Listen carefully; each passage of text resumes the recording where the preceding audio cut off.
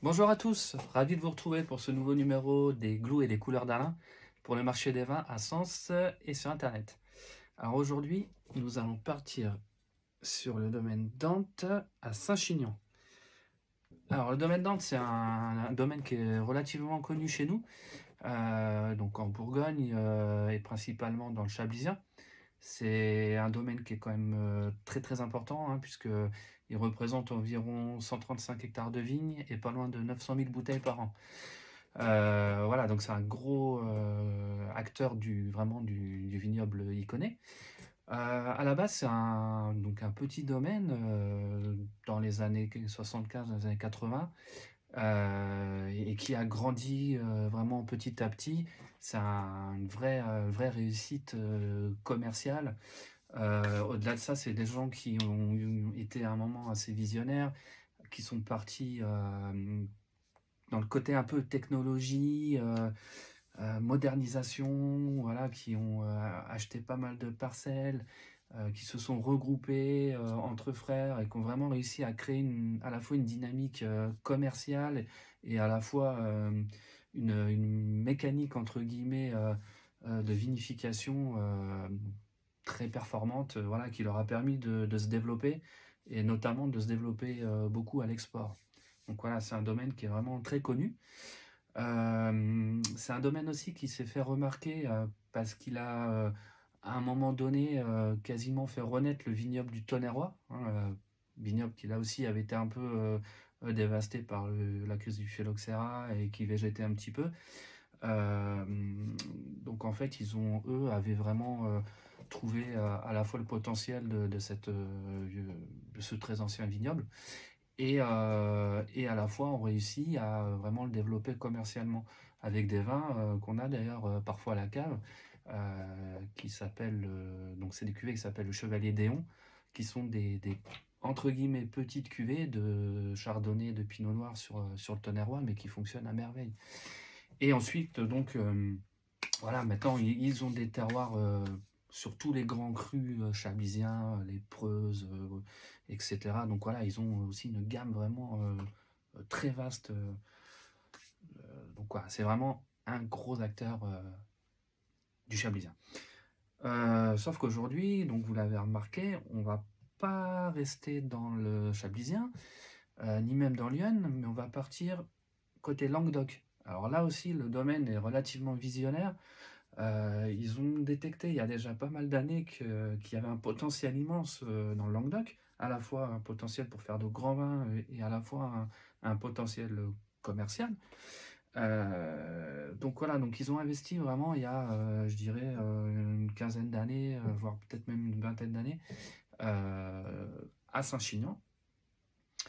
Alors Saint-Chinian, donc c'est en plus un vignoble vraiment particulier.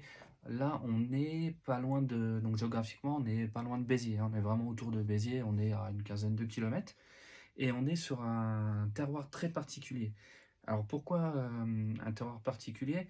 Parce qu'en fait, c'est un terroir qui est né, donc, enfin, qui est composé de calcaire et qui est composé de schiste et qui est né d'un phénomène géologique assez particulier qui s'appelle la discordance.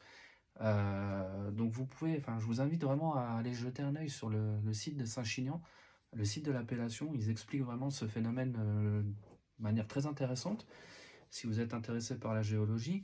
Et pour faire simple, hein, pour vulgariser vraiment, on se retrouve en fait avec donc un sol, comme je disais, qui est composé de schiste et de calcaire, mais géologiquement, on se retrouve en fait avec les sols les plus jeunes qui se retrouvent en dessous des sols les plus vieux. Donc ça, c'est lié vraiment au phénomène géographique, à la tectonique des plaques, géologique, pardon, à la tectonique des plaques de cet endroit. Enfin, voilà. Encore une fois, je vous invite à aller sur le site. Moi, je ne vais pas vous faire un cours de géologie, mais je vous invite à découvrir parce que pour moi, ça fait vraiment partie de l'identité en fait de ces vins-là. Donc, vous avez en fait une partie calcaire qui, elle, en fait, va donner des vins qui sont plutôt fins, qui sont plutôt plantés de syrah, hein, composés à majorité de syrah, avec voilà, là des vins plutôt frais, plutôt fins, plutôt accessibles. Et de l'autre côté, donc sur un sol un peu plus composé de schiste, Là, vous allez avoir des vins qui seront plutôt souvent composés de Carignan, et avec des vins là qui seront plus puissants, un peu plus solaires, euh, ouais, plutôt des vins vraiment de table, j'ai envie de dire, des vins de garde. Donc vraiment, on a deux identités en fait différentes en fonction de la géologie, du type de sol sur lequel on va se trouver sur Saint-Chinian. Donc ici, on est composé de Syrah, de Grenache et de Mourvèdre. Donc on est sur un vin que vous allez voir plutôt en finesse. Donc je vous propose qu'on le déguste. Alors on est tout de suite on est sur les fruits noirs.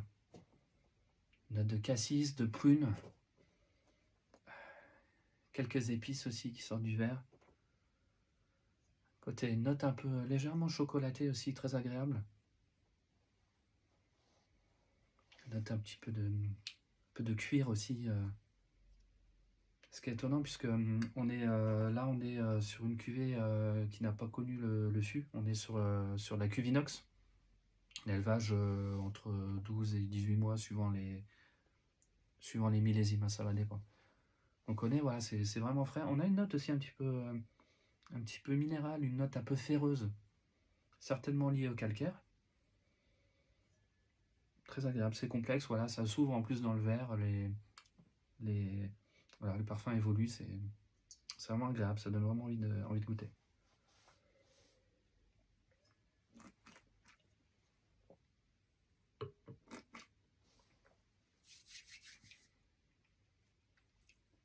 Voilà, la bouche est très intéressante. Donc on retrouve ces fruits noirs. On a une attaque qui est assez tranchante. On a un petit peu de volume en bouche. Mais on est quand même sur des vins, voilà, qui sont relativement droits, relativement tendus. Il y a de la matière, les tanins sont souples, sont bien intégrés. Mais ouais, on retrouve vraiment cette fraîcheur. On retrouve cette note aussi minérale, un peu ferreuse, justement, qui vient apporter de la fraîcheur, qui vient tendre la bouche. On a une jolie longueur. Voilà, on a vraiment on a une belle matière. C'est un vin qui est vraiment très agréable. Donc on retrouve ce côté un petit peu cassis, prune, voilà, un vin bien mûr, mais sans aucune lourdeur. Vraiment un joli vin tout en fraîcheur. Alors après, ça va dépendre aussi des millésimes. On retrouve aussi un côté un peu olive, un peu garrigue, hein. On est dans le sud, hein, là, il n'y a vraiment pas de. Enfin, on part tout de suite dans le sud, quoi. On se trompe pas, hein, mais encore une fois, c'est vraiment sur la fraîcheur, c'est vraiment super sympa. Alors ça, en termes d'accord mets vin, là on peut faire plein de choses. On peut partir sur des plats un peu quand même généreux, des plats ouais, qui appellent le plaisir, une belle entrecôte avec des petites pommes sarladaises. Bizarrement, on peut partir un peu sur la cuisine du sud-ouest, ça peut super bien fonctionner, hein. Ça peut être un cassoulet, tout ce qui est olive, avec tapenade, enfin, voilà, le côté un peu garrigue qu'on retrouve dans le vin, on peut essayer de l'accorder aussi avec une daube de bœuf à la provençale, par exemple, pour aller chercher les herbes aromatiques aussi.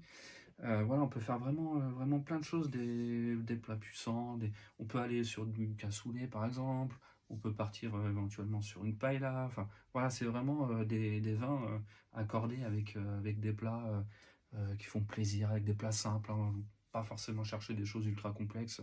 Là, c'est un vrai vin de plaisir. On peut aussi partir sur un dessert au chocolat, mais alors faut pas que ce soit trop sucré par contre, hein, parce que le sucre a quand même tendance à durcir les tanins, donc on peut le faire voilà, mais sur des desserts qui sont bien gérés et pas trop sucrés. Voilà, en termes de prix, alors là, on est vraiment sur un des meilleurs rapports qualité-prix de la cave, hein. On se situe autour de 7 euros.